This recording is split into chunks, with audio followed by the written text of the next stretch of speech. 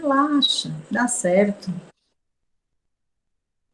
Bom, vamos dar início à aula de hoje. Essa é a turma do terceiro novo ensino médio. Nós estamos no sétimo bimestre sétimo bimestre aí dentro. Estamos na sétima semana do segundo bimestre. Eu não vi. Tá vendo? Até eu erro. E a aula de arte. A gente começa fazendo a correção da tarefa de casa, que para essa semana só quem teve tarefa de casa foi Vitória e Ágata. Eles vão apresentar dois trabalhos. O primeiro é sobre a cultura hip hop, que começa falando sobre a cultura hip hop na página 306.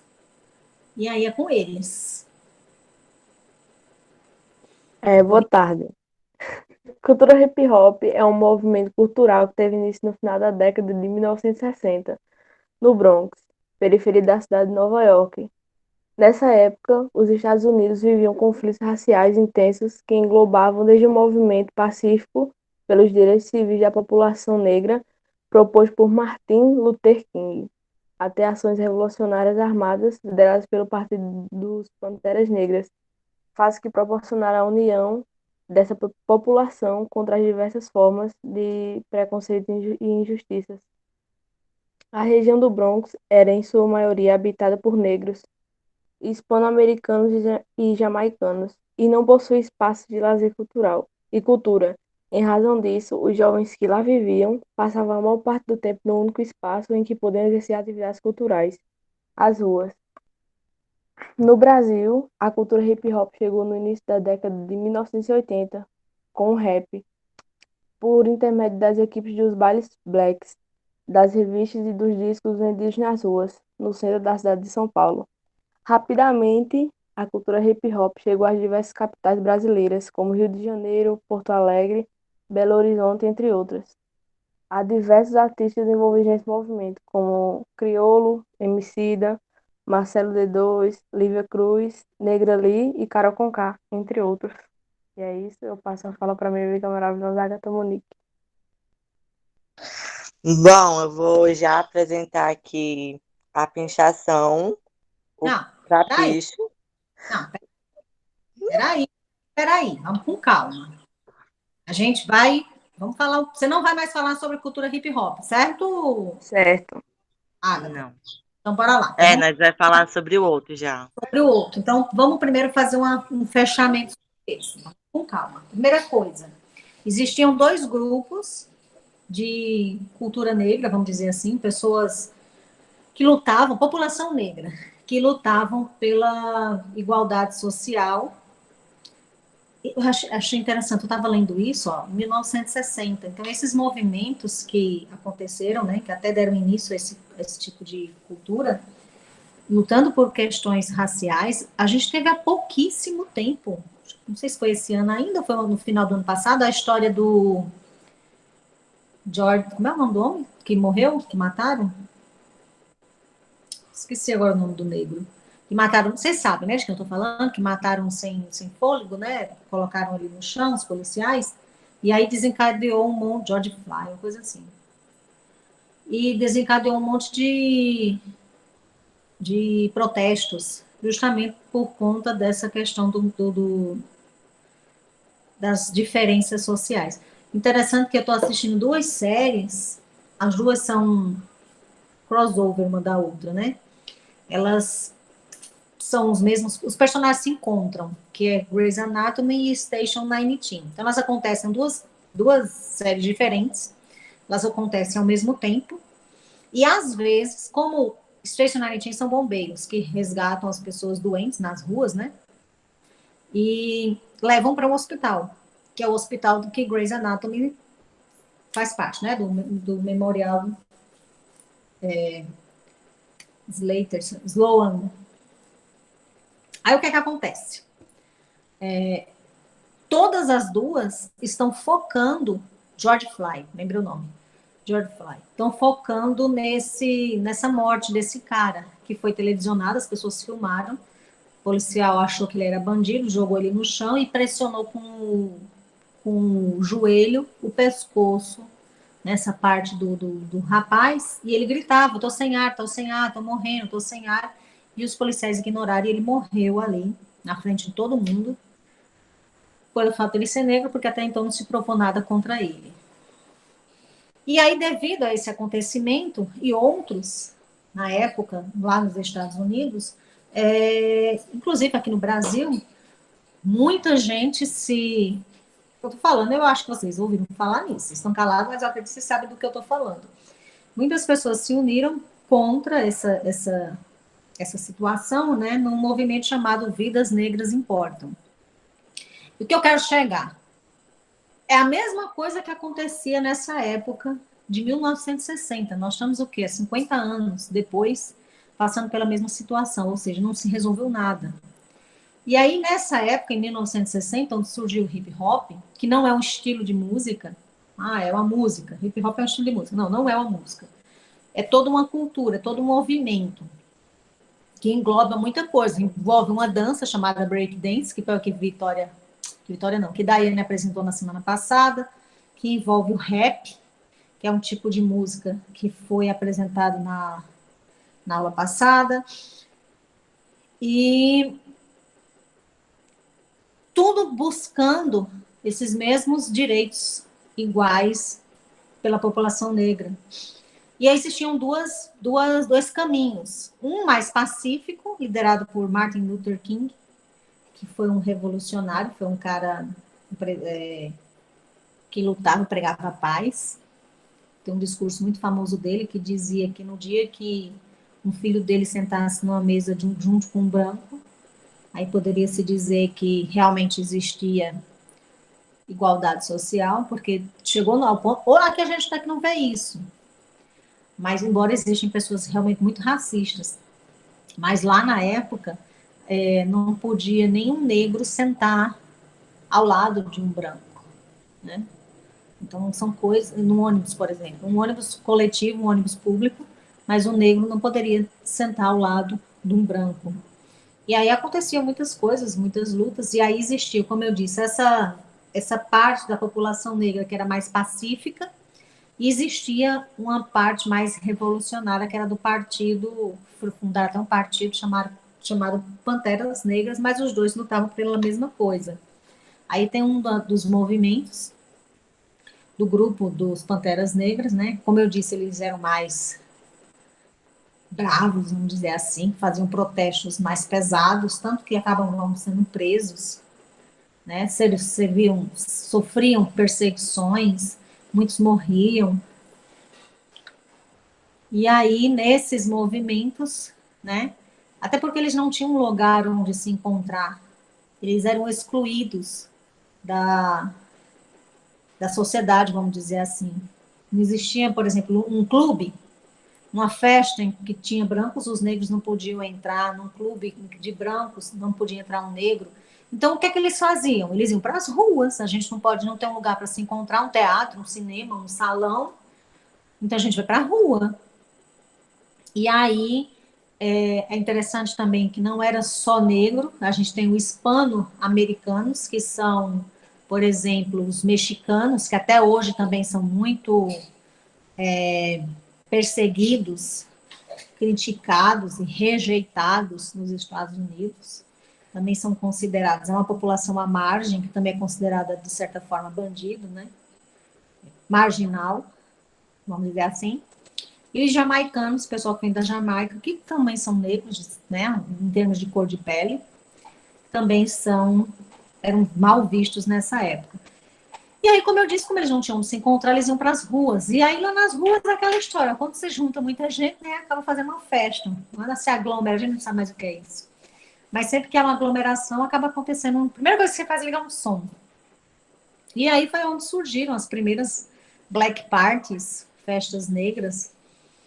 E aí eles começaram a criar esse tipo de música, né? Esse tipo de movimento do chamado hip hop, unidos, que eram ambos com a mesma gostos e preocupações e reflexões. Aí o rap, a gente falou na aula passada, vem os MCs, são aqueles DJs, né, de certa forma, que são os que cantam, que tocam.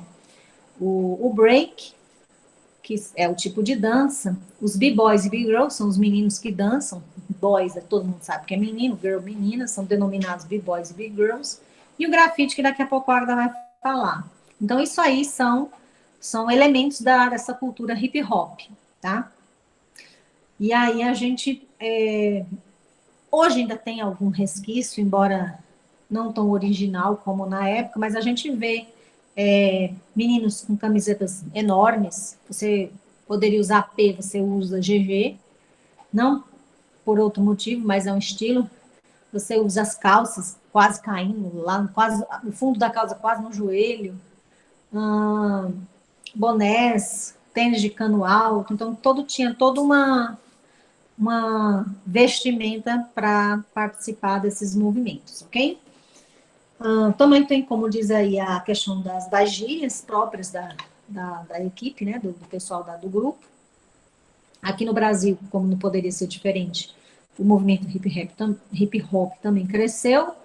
Tem aí alguns nomes de pessoas, né, como a gente já estudou o Taíde DJ1, mas aí tem outras. Eu acho que o mais conhecido por vocês desses nomes que são citados é o dos Racionais.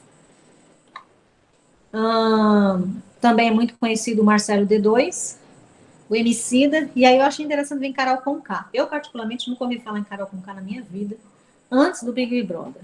Mas aí tá uma legítima representante brasileira da cultura hip hop, Carol Conká, que não é conhecida por a gente, porque a gente não curte, de certa forma, na nossa região Nordeste, esse tipo de música. É mais um estilo musical do Rio de Janeiro e periferia de São Paulo. E também tem a questão de ser uma comunidade negra, tá? Então, por isso que a Carol Conká não é tão conhecida, não era conhecida tanto por aqui, inclusive por mim. Pode ser que vocês conhecessem, eu mesmo não conhecia, não. Tá? Eu já tinha ouvido uma música dela antes do BBB, não sabia que era dela. Pois é, eu particularmente nunca ouvi falar em Carol Conká na minha vida, a não ser lá. Eu vou colocar, Vitória, um videozinho, como eu gosto de fazer, antes de Agatha falar, a dor de barriga dele dar uma aumentada. A sua já diminuiu? Você já tá de boa, Vitória? Aí eu vou colocar esse videozinho pra gente assistir, que fala um pouquinho sobre o hip hop, tá? Aí eu deixo a Agatha você falar. Chega. Deixa eu colocar lá um vídeo. Mas é algo simples. Só pra gente visualizar. Eu gosto de visualizar as coisas que eu leio. Fica mais fácil de entender. Bora lá ver o que é o movimento hip hop.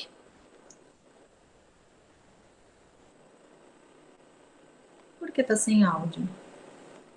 Para o hip hop seja confundido com um gênero musical. Pronto. Embora o hip hop seja confundido com um gênero musical, em sua essência, ele é um movimento cultural amplo, que abrange também a dança e o grafite. Sua origem remete a Nova York na década de 1970, unindo jovens negros e latinos da periferia na criação de manifestações artísticas que funcionavam como ferramentas de expressão política. Atualmente conhecida e apreciada em todo o mundo, a cultura hip hop surgiu numa época de acirramento racial e social nos Estados Unidos, e embora não estivesse necessariamente relacionada a esses movimentos, foi muito influenciada por eles.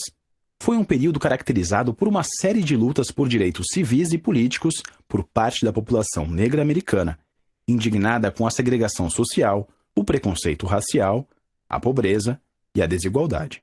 A desapropriação de 70 mil residências para a construção da Cross Bronx Expressway e a Guerra do Vietnã, em que os alistados eram, em sua maioria, soldados negros e latinos, são exemplos de acontecimentos que potencializaram o crescimento do movimento hip hop.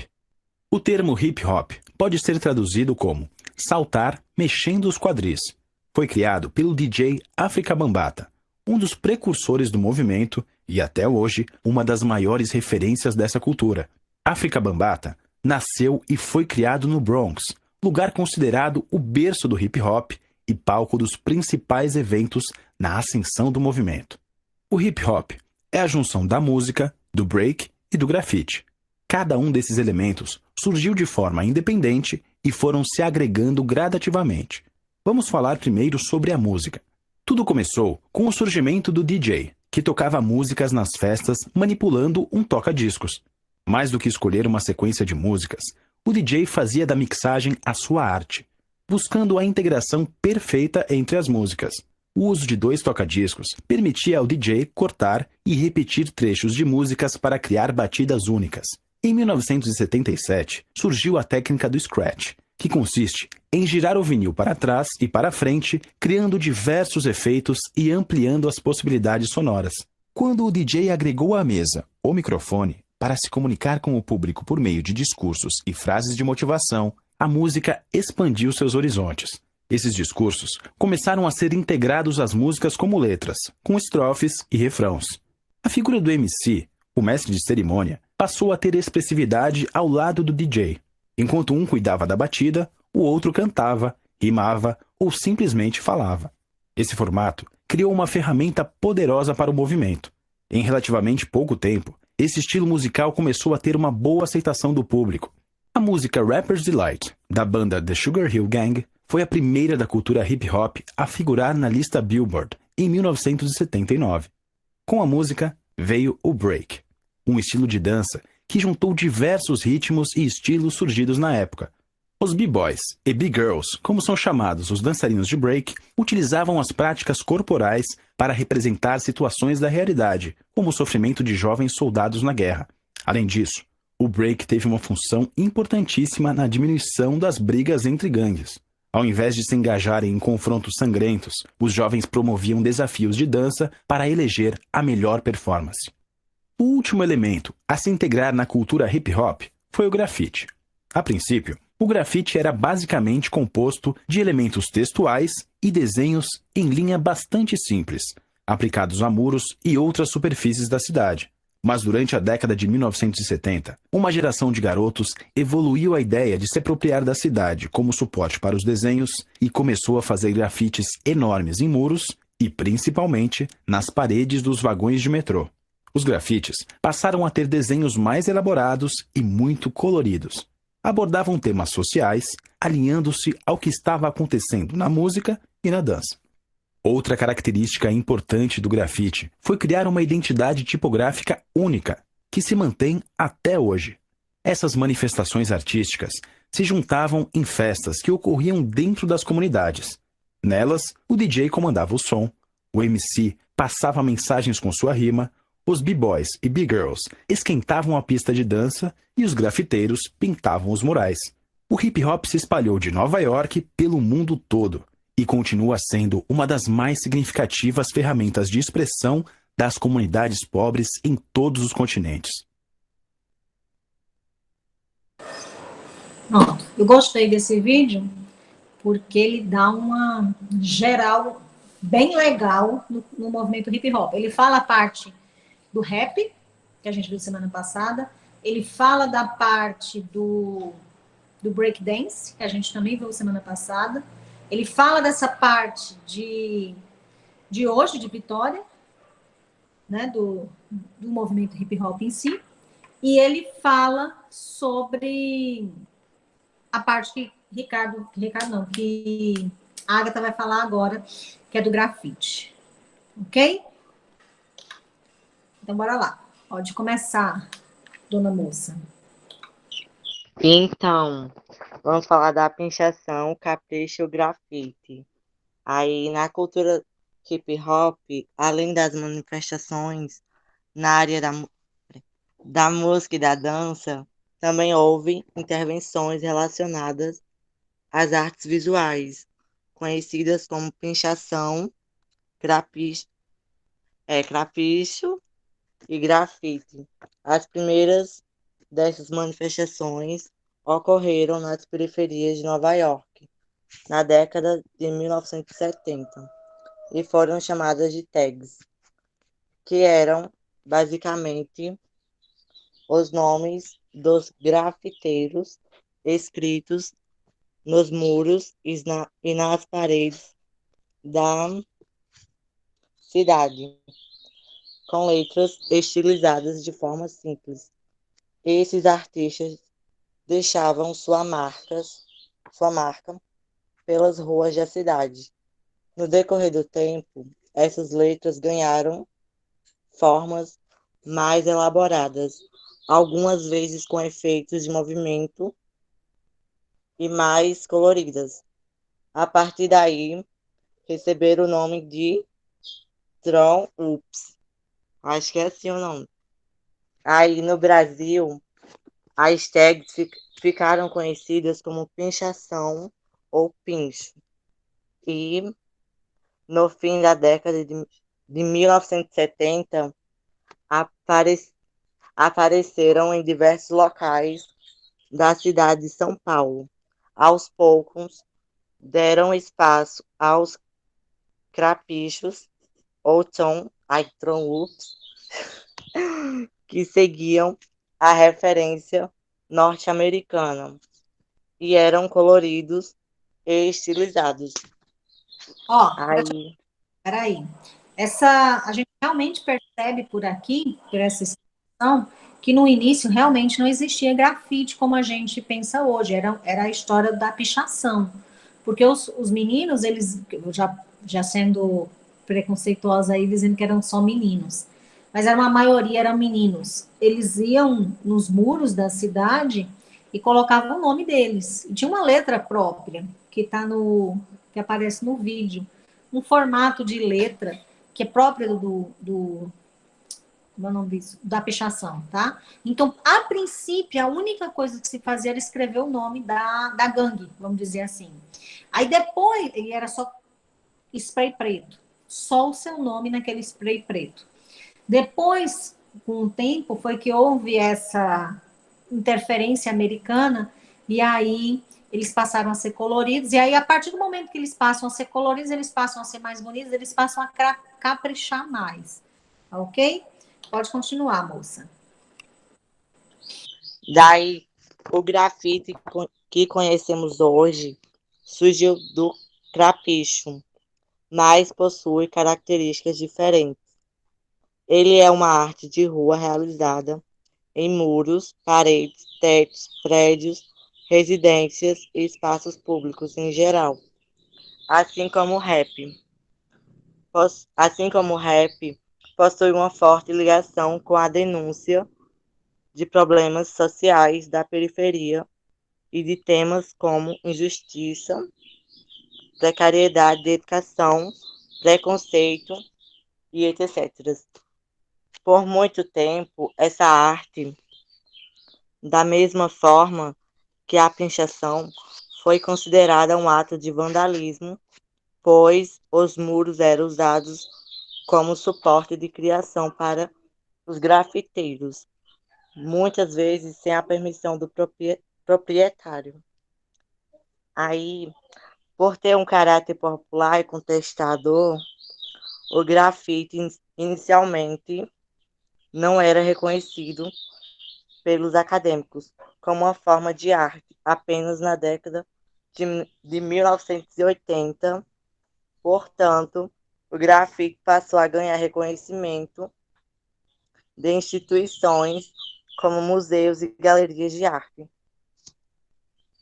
E Aqui a gente tem um exemplo de um grafite que, apesar de ali embaixo ter o nome, alguns nomes escritos, mas aí já tem um desenho, uma imagem colorida, né? Olha o tamanho desse desenho. Esses gênios, isso foi em Lisboa, eles são brasileiros, mas os gênios, depois eu vou ver se eu abro uma página na internet para pesquisar alguma coisa para a gente ver.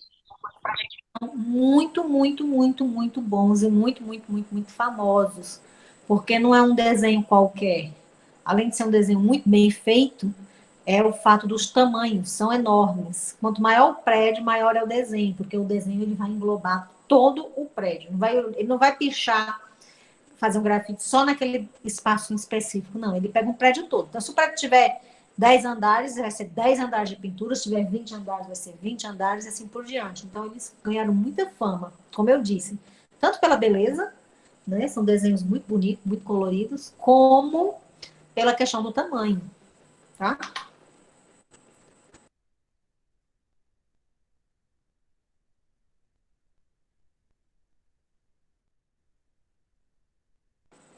Bora, moça. Concluiu?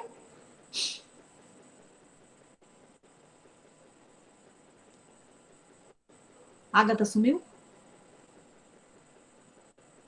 Pronto. Deu uma turica nela. Ah, deve ter sido na internet.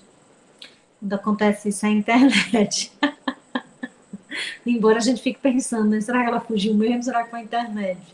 Mas, enfim, aqui vai falar de alguns materiais que eles utilizam. A tinta, que geralmente é um spray.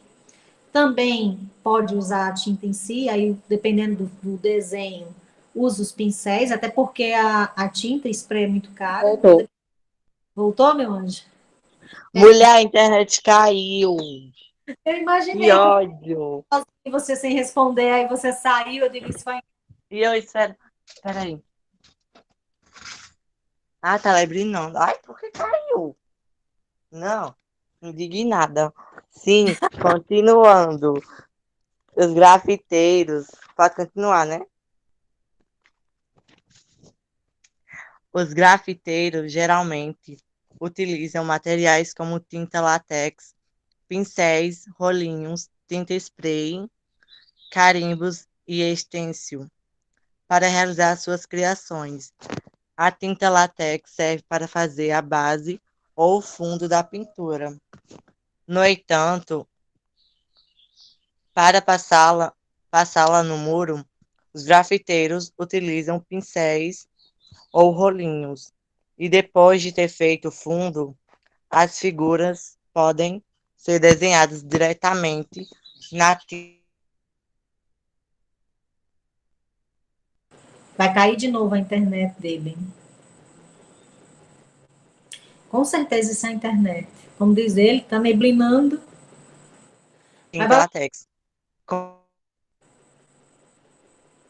vai.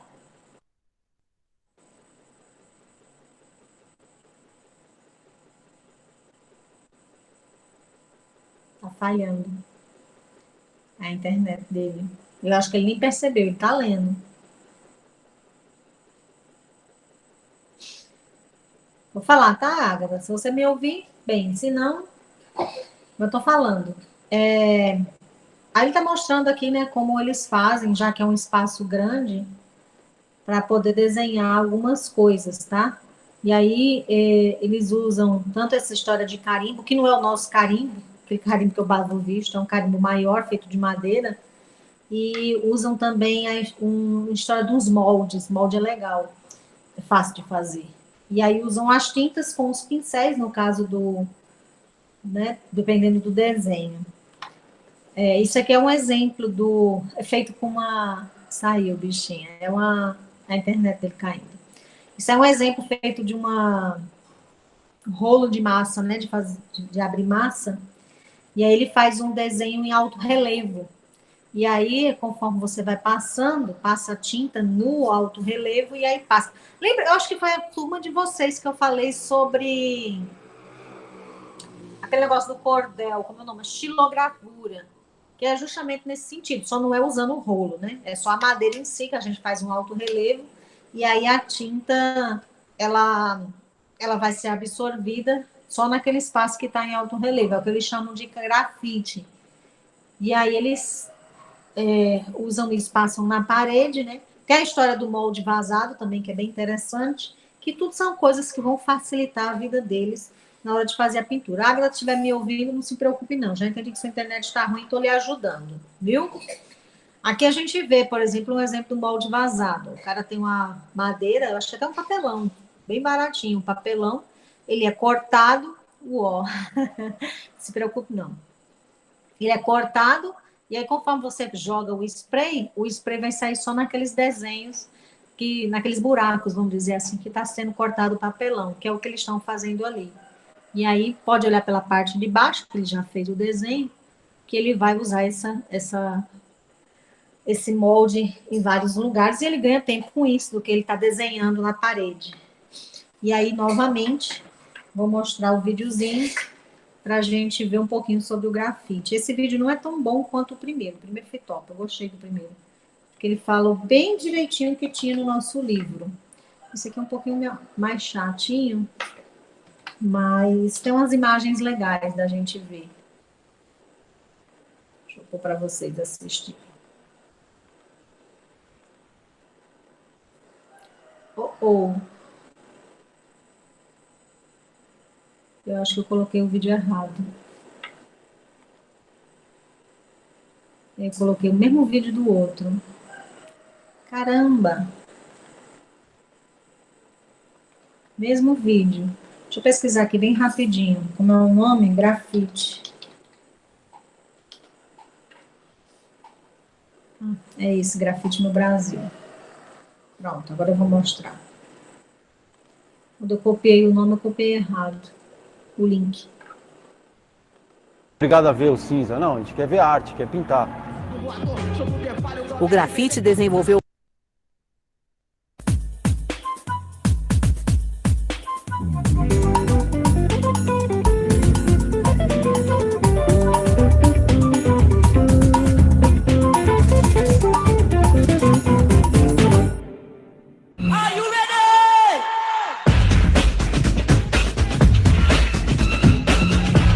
O grafite surgiu nos Estados Unidos no fim dos anos 70. Jovens do Bronx, bairro de Nova York, desenvolveram uma técnica de pintura com tinta spray, também chamada de can art, ou arte da lata. Acho que é uma questão de identificação mesmo. O problema é que o Brasil sempre chegou as coisas atrasadas pra caramba pra gente. Nos anos 80 era muito difícil você ver o que era. A gente sabia que existia cultura hip hop em Nova York, mas passava um cara dançando break, nova moda em Nova York. Então você via muito rápido, não tinha como gravar e assistir. Então você ficava na memória. Grafite era igual. Não tinha bico de spray, não tinha um spray para fazer grafite, não tinha nada. Você tinha que improvisar com tudo, né? E aí foi criando uma linguagem própria. O Brasil foi criando uma identidade de grafite, diferente lá de fora, por essa falta de informação também. Utilizando espaços abertos em oposição às academias e criticando a crise nas escolas de arte, rapidamente se tornou uma linguagem de protesto. O grafite, juntamente com o rap e o breakdance, formaram em Nova York o movimento hip hop. Mas antes disso já existia uma escola de grafite em São Paulo. Alex Valauri, Tupinambá, Rui Amaral, John Howard. Então esses caras já estavam atuando na cidade. A gente começou a curtir o movimento hip hop em 84, 85. Foi que a gente conheceu o outro estilo de grafite, mais americanizado, europeu. A palavra grafite significa escritas feitas com carvão. Era costume entre os romanos escrever com carvão palavras de protesto nas paredes de suas construções. Vem daí o nome adotado pelo movimento americano. Tem muito a ver com o samba. O fato de você morar num morro, numa favela, numa periferia, sabe, ter que improvisar para poder ser feliz, sobreviver, sabe? E questionar. Questionar, se divertir. Eles querem o samba, sabe? Essa coisa de vamos fazer uma roda de samba, tomar cerveja e se divertir, não esquecer do trabalho, sabe? Esquecer do estresse. Hip hop foi a mesma coisa nos anos 80, não, final dos anos 70, começo dos anos 80 em Nova York. A galera precisava se divertir. Meio que a gente tem vencido essa guerra, sabe? Essa coisa de que, não, aqui não pode pintar. Não, mas por que não pode pintar? Vamos pintar sim. E pintar, sabe? Essa coisa de, não, aqui nós vamos pintar tudo de cinza. Tá, pode pintar de cinza que eles vão pintar em cima. Porque, por que a gente é obrigado a ver o cinza? Não, a gente quer ver arte, quer pintar. O grafite desenvolveu vários estilos, do wild style, do bomber, ao grafite artístico.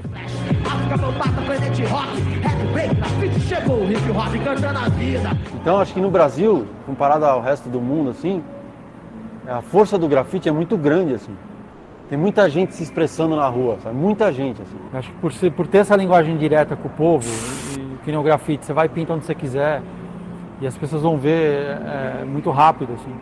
No século XX, o muralismo reaparece também como forma de protesto, principalmente no México, levando a arte para a rua, para o povo. Eu acho que hoje em dia os grandes murais são esses. São artistas que vieram do grafite ou que fazem grafite. O grafite é a essência, não é só o suporte. Ele nunca vai estar dentro de uma galeria, a não ser que você chegue na frente da galeria escondido e pinta na frente da galeria. Isso aí sim.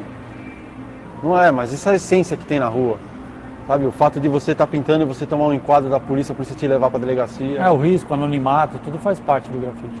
Isso tudo faz o grafite ser o que é o grafite, sabe?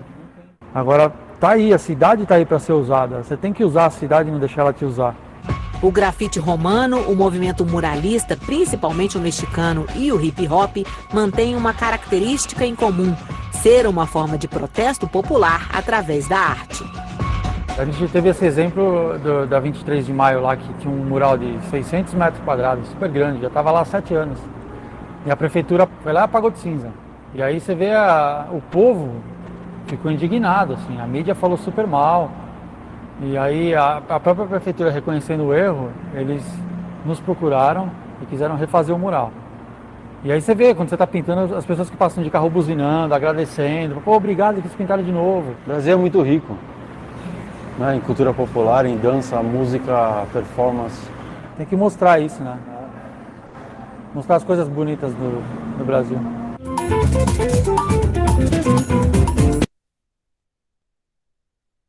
Muito bem. E vocês viram que eles são tão bons. Esses são os gêmeos que eu falei para vocês no começo.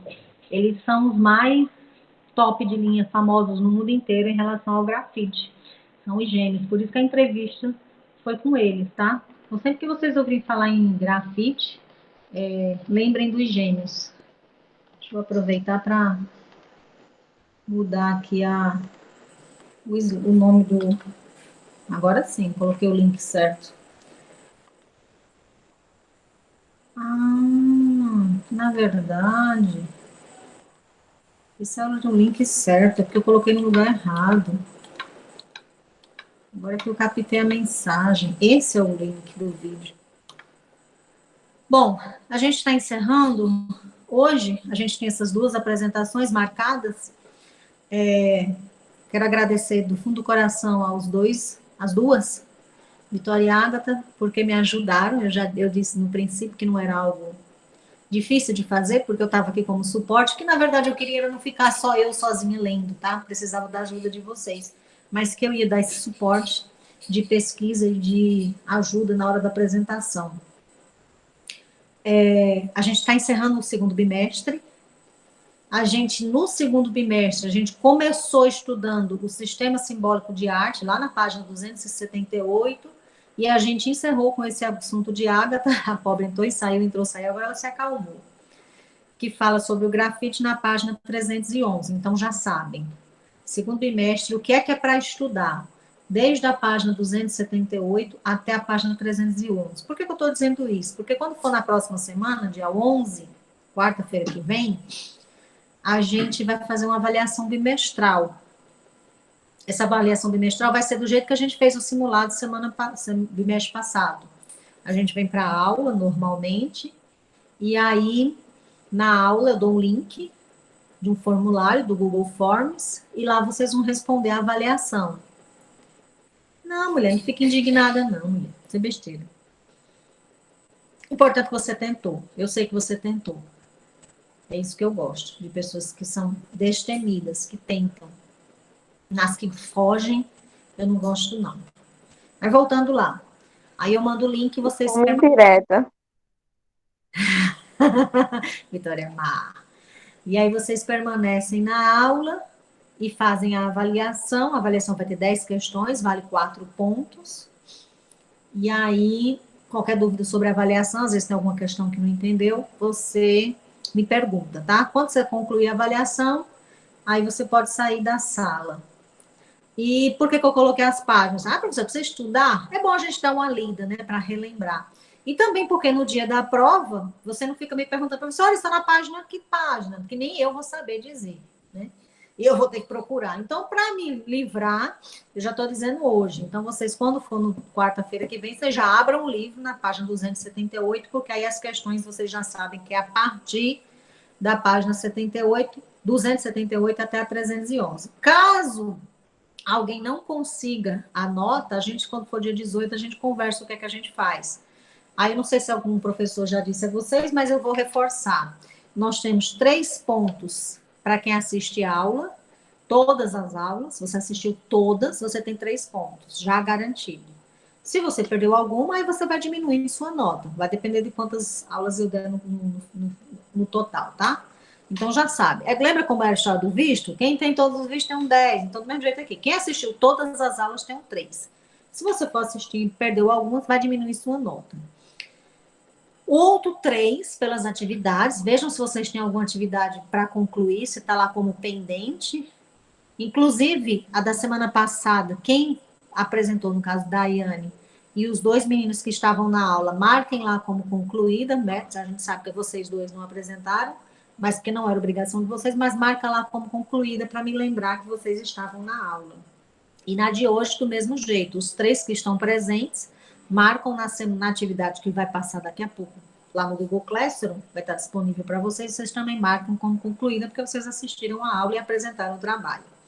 E aí, já faz 6. 3 de aula, 3 de atividade, sobra os 4, que foi o que eu acabei de dizer, que é da avaliação, tá? Se ainda assim não conseguir a média 6, a gente vê o que é que faz dia 18, como é que faz essa recuperação.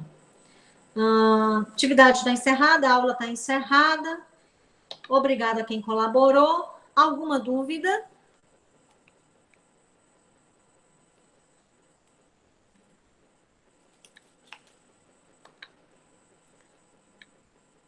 Não? Pronto, então já sabe qual é a tarefa de casa, colocar as atividades em dia, porque sabe que elas valem 3. No caso da atividade dessa semana e da semana passada, vocês que participaram da aula e apresentaram o trabalho, marca como concluída nas 2. E dá uma olhada aí no livro, pelo menos deixa o livro fácil, já sabendo quais são as páginas, porque a gente na próxima aula vai fazer uma avaliação dentro do horário da aula, tá? Cuidado aí para não perder a aula, porque aí perde uma prova de 4 pontos. Deixa eu liberar aqui o chat, deixa eu colocar a lista de presença. Terceiro NEM. Aí vocês assinam o nome de vocês. E quem concluiu, assinou, pode sair. E novamente, muito obrigada pela ajuda dos dois hoje, das 2 hoje. Tchau, Vitória. Tchau, Ricardo. Volta só água. Tchau, meninos. E tchau, Agatha. Muito bem.